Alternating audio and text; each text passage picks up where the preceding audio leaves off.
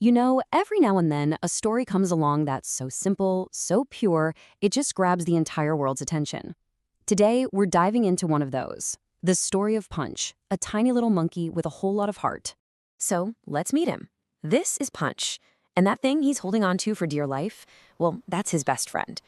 It's an incredibly powerful picture, right? It says so much about comfort and needing someone before you even know the backstory. And it immediately makes you wonder why. Why was he so alone?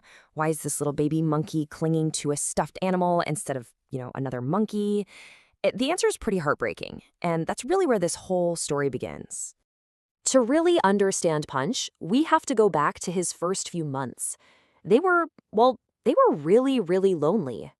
Okay, so our story kicks off at the Ichikawa City Zoo in Japan. And this little guy is Punch. He's only 6 months old here, an age where he should have been tumbling around and playing with his family. This picture just captures his reality perfectly. You see Punch right there in the front, holding his toy, while all the other monkeys just kind of keep their distance. He was born into this group, sure, but he was never really one of them.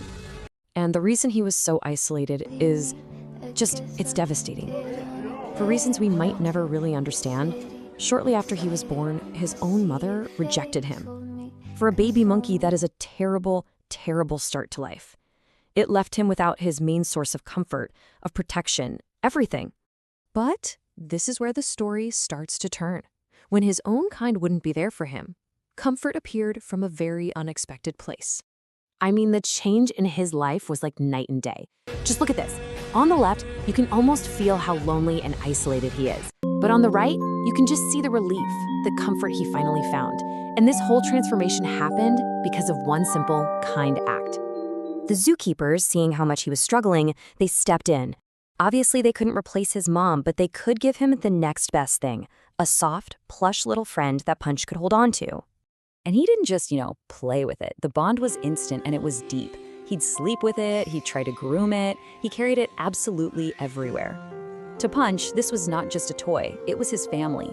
It became what psychologists actually call a transitional object. It's this universal source of comfort that helps bridge a big emotional gap.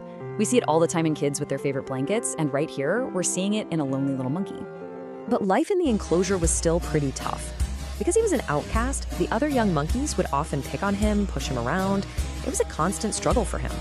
But now, instead of just cowering alone, Punch had a safe place to go.